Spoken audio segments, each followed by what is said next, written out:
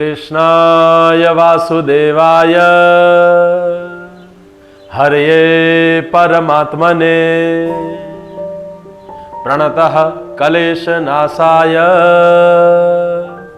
गोविंदाय नमो नमः। हरि ओम नमो भगवते वासुदेवाय नमः।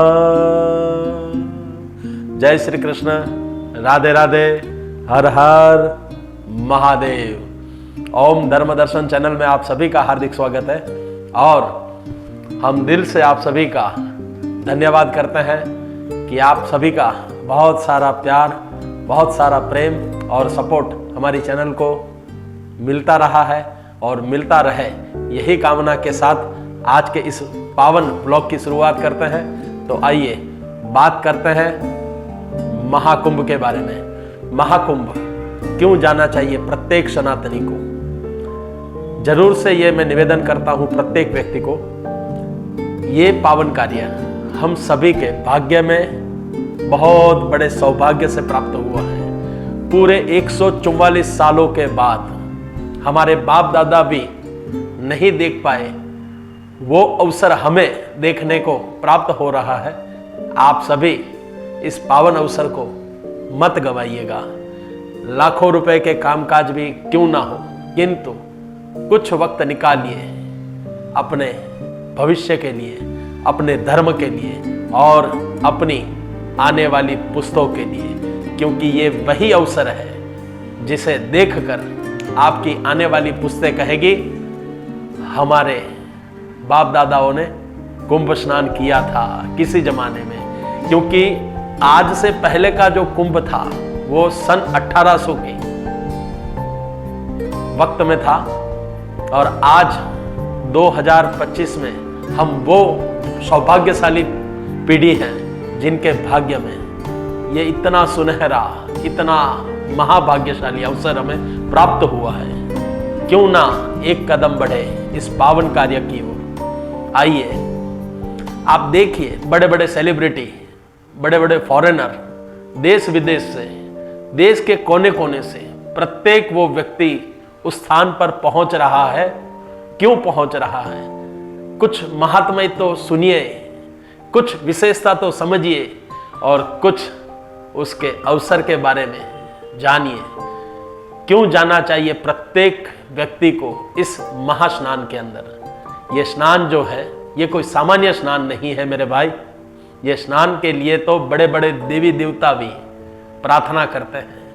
ये स्नान पूरे 144 साल के बाद में आता है, जिसे बोला जाता है महाकुंभ स्नान। गंगा, यमुना और सरस्वती, तीन माताओं का संगम, और वो पवित्र जल जब आपके अंग अंग पर लगता है तब समझ लीजिएगा अपने जन्मों जन्म के पापों का क्षय अपने आप वहीं पर हो जाता है।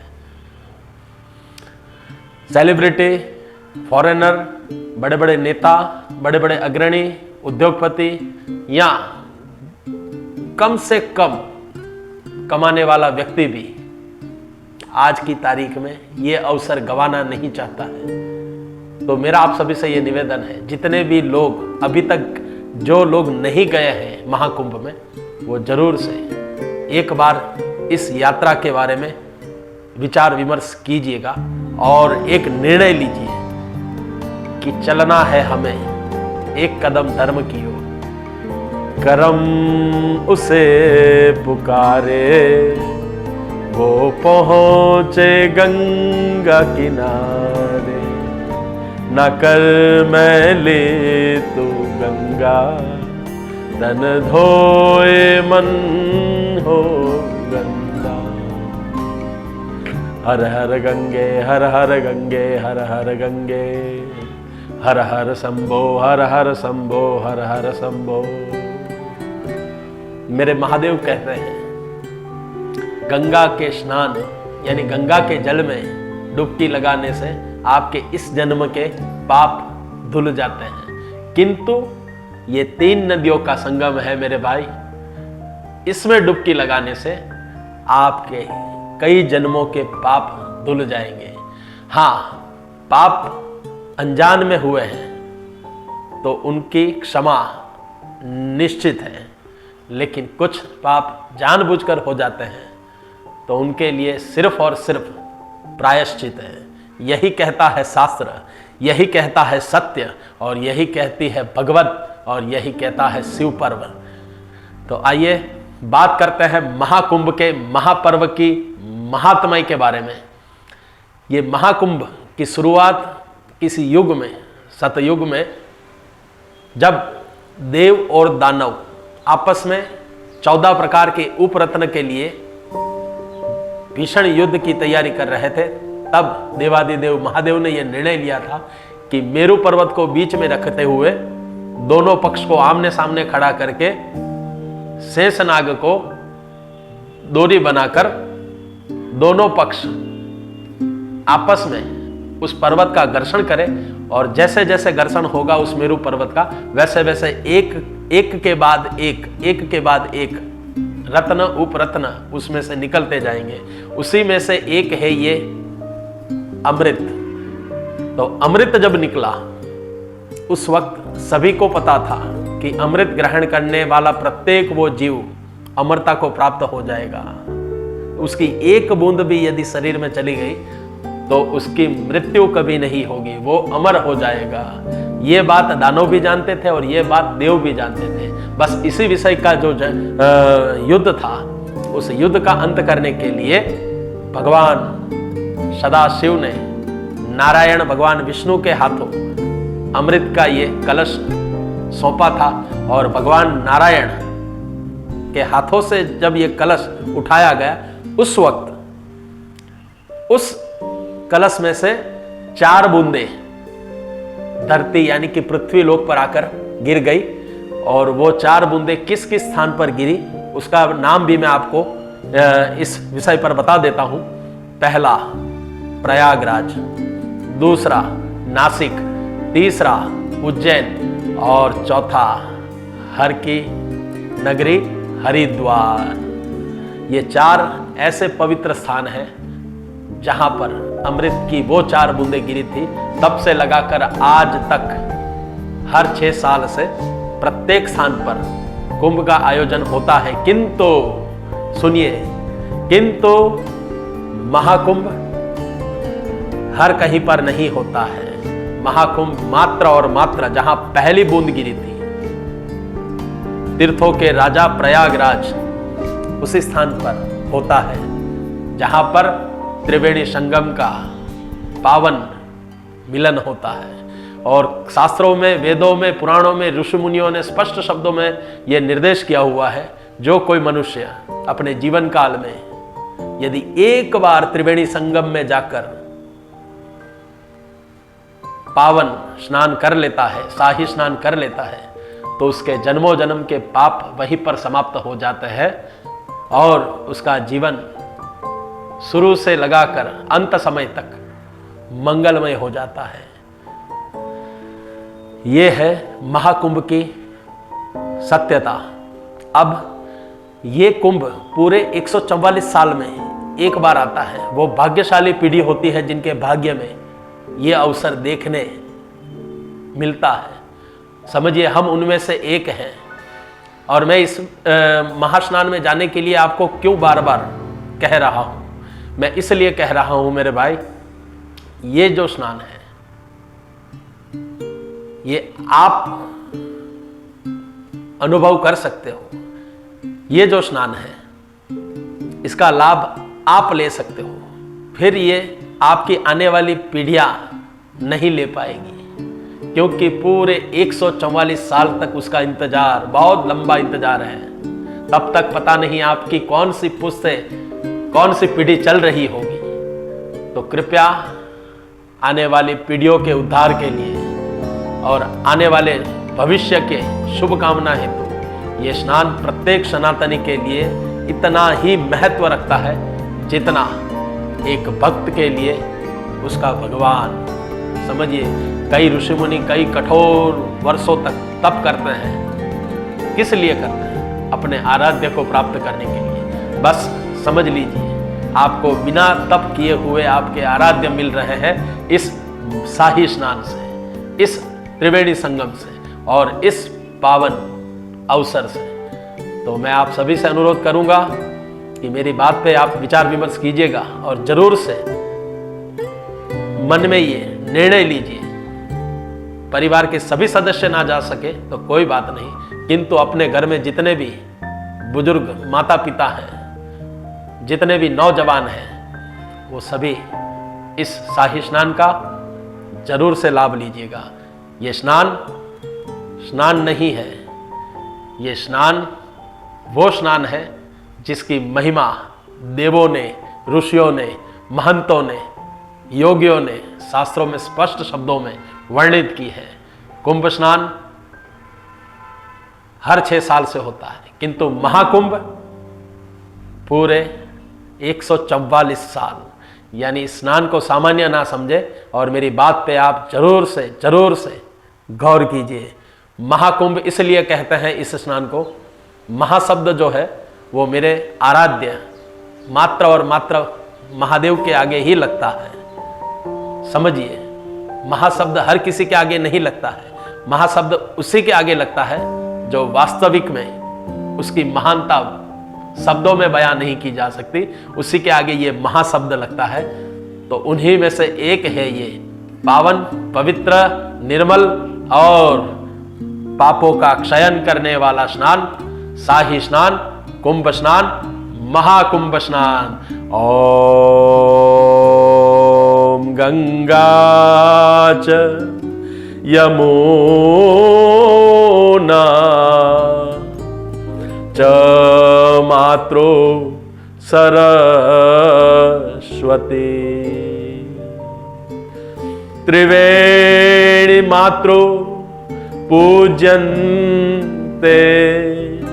नमामि सर्वे महाकुंभ।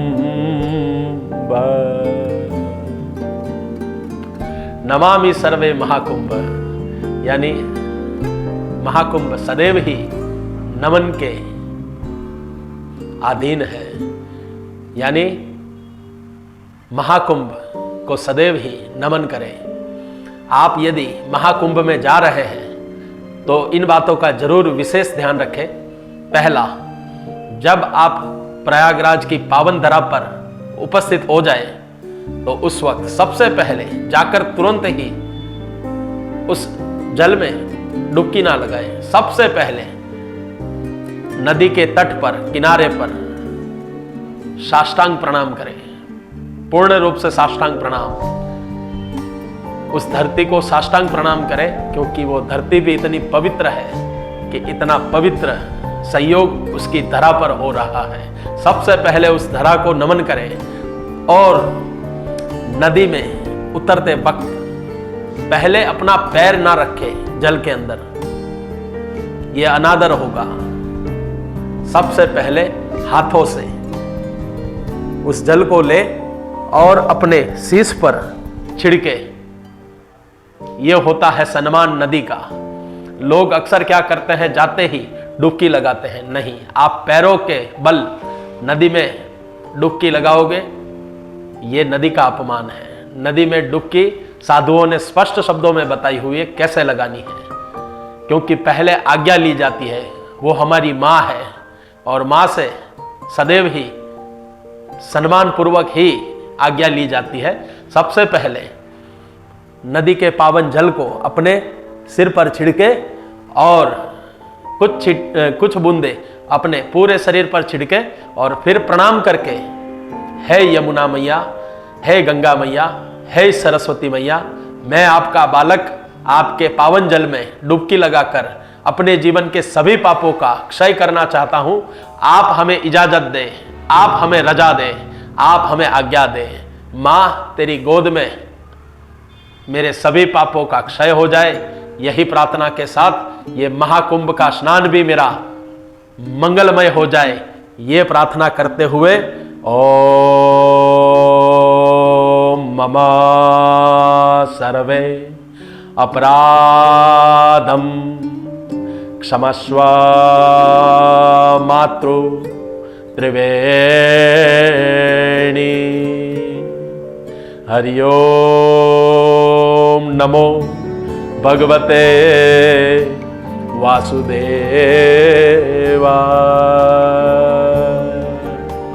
त्रयंबकं यजामहे सुगंधिं पुष्टे वर्धनम् उर्वारुकमिव बंधनानं मृत्योर्मोक्षय मामृता।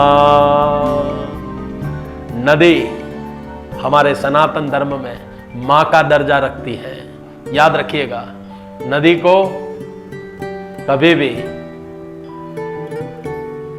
दूषित मत कीजिएगा। हो सके उतनी सफाई के साथ, हो सके उतनी स्वच्छता के साथ उस नदी का आभार व्यक्त करते हुए, वो जीवनदायिनी है। जल है तो जीवन है। हम सभी मनुष्यों का, हम सभी प्राणियों का, हम सभी पशु पक्षियों का मान सम्मान करेंगे, ये वचन के साथ आप गंगा की इस पावन धारा में, यमुना की इस पावन धारा में और मां सरस्वती की इस पावन धारा में महाकुंभ का महास्नान कीजिएगा। जरूर से वचन देता हूं, ये स्नान आपका व्यर्थ नहीं जाएगा। जिस किसी ने इस परंपरा से, इसी रीत से स्नान किया है, उस व्यक्ति की यात्रा कभी खाली नहीं गई है। क्योंकि हर एक वो वस्तु विशेष, हर एक वो जीव आने वाले दूसरे जीव से क्या चाहता है? सम्मान, सम्मान, सम्मान। आप पर्वत को भी सम्मान दीजिए, नदी को भी सम्मान दीजिए, सूरज को भी सम्मान दीजिए, चंद्रमा को भी सम्मान दीजिए। अपने सामने खड़े प्रत्येक साधु संत महंत बुजुर्ग बहू बेटी और प्रत्येक नारी को सम्मान दीजिए। जीवन आपका सदैव मंगल हो जाएगा।